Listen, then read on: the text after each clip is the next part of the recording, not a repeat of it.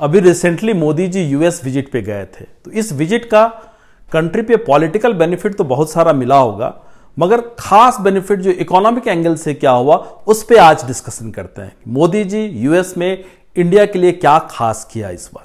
Video को आगे देखने से पहले काइंडली सब्सक्राइब करें। अगर आपने सब्सक्राइब किया हुआ है तो thank you very much. Bell icon भी जरूर दबाएं ताकि तमाम नोटिफिकेशन हर वीक में जो 3-4 वीडियो डाली जाती है नई, उसके बारे में आपको जानकारी मिल सके। नमस्कार, आज वीकली फंडा में फिर मैं आपके सामने हाजिर हूं और आज का टॉपिक जो है recent prime minister Modi ji का यूएस विजिट।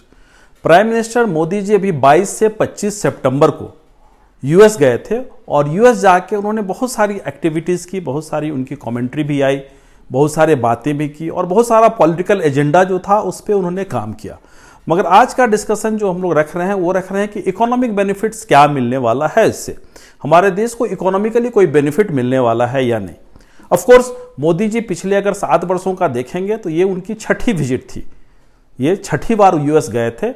ओबामा, ट्रंप और अब बिडेन तीनों प्रेसिडेंट से वो मिले हैं 3 बार अलग अलग टाइम में और काफ़ी सारी एक्टिविटीज़ किया है, काफ़ी सारी बातें की है और इंडिया के लिए एक अलग स्पेस, एक अलग स्थान बनाया है। जैसा कि हम लोग सब जानते हैं कि पॉलिटिकल और इकोनॉमिकल दोनों एंगल से इंडिया एक अब लीडरशिप पोजीशन पे दिख रहा है वर्ल्ड के। अभी इस विजिट का एक बेसिक पर्पस तो निश्चित रूप से बिडेन जी से मिलना तो था ही, मगर एक मेजर पर्पस था, वो था क्वाड नेशन की एक समिट थी। क्वाड नेशन का मतलब क्या है कि 4 कंट्री एक साथ मिलके चाहती है कि हम बेहतर और पॉलिटिकली और as well as economical angle से एक दूसरे को सपोर्ट कैसे करें।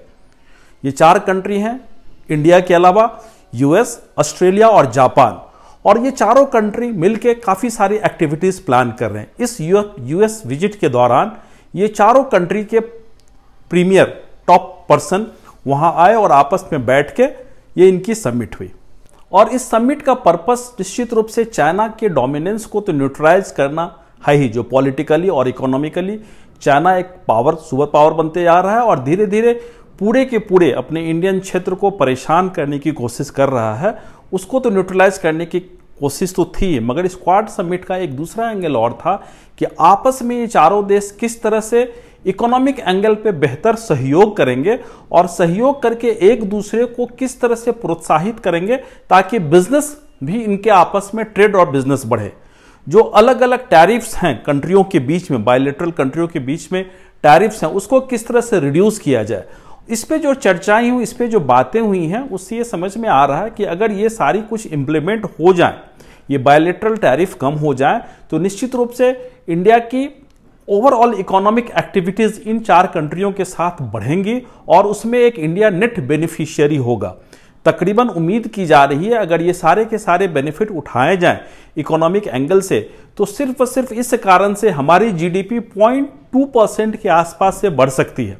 तकरीबन $2.7 बिलियन का नेट हमारा जीडीपी में इनहेंस तो होगा ही होगा और तकरीबन 2 से 2.5% का एक्सपोर्ट भी हमारा बढ़ सकता है। ये सारी चीजों का कहने का मतलब क्या है कि इकोनॉमिक एंगल से भी देखें तो ये एक क्वाड नेशन, जो चारों के चारों देश जापान, यूएस, ऑस्ट्रेलिया और इंडिया, इनके आपस में इकोनॉमिक सहयोग के कारण बहुत बड़ी बेनिफिट्स मिलने वाले हैं अपने देश को।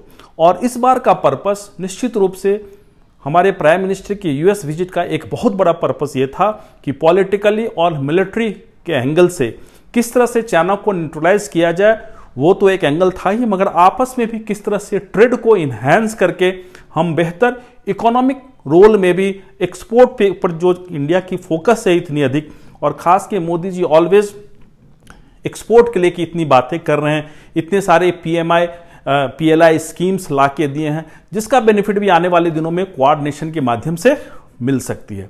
तो आगे भी इस तरह की बहुत सारी जानकारियां मैं आपके साथ शेयर करना चाहूंगा कि हर एक चीज का एक सामरिक महत्व है और इकोनॉमिक एंगल से इंडिया प्राइम मिनिस्टर का यूएस जाना और यूएस से लौट के आना, बहुत सारे पॉलिटिकल चीजों पे बातें हुई, बहुत सारे कंट्रोवर्शियल टॉपिक को भी छुआ गया और उसको कोशिश की गई कि उसका रास्ता निकाला जाए।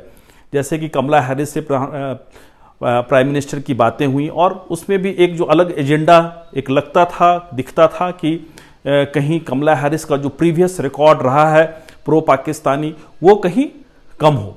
चाइना के प्रति क्या रवैया है उसके बारे में बातें हुई, मगर सबसे बड़ा बेनिफिट जो मैं देख पा रहा हूँ, मुझे समझ में आ रही है, वो है इकोनॉमी की। क्वाड नेशन के साथ जितना स्ट्रांग होगा हमारा रिलेशनशिप, हम उतने कंफर्टेबल होंगे और हमारी बिजनेस एक्टिविटीज जितनी बढ़ेगी, हमारे देश में रोजगार उतना बढ़ेगा, रोजगार बढ़ेगा, एम्प्लॉयमेंट बढ़ेगा, तो निश्चित रूप से हम इकोनॉमिकली और बेहतर होंगे।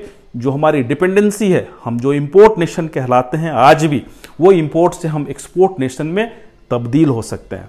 So thank you very much हमारे वीकली फंडा को सुनने के लिए।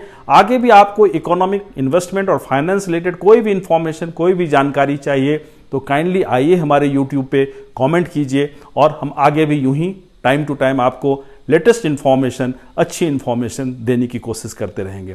Thank you very much. नमस्कार।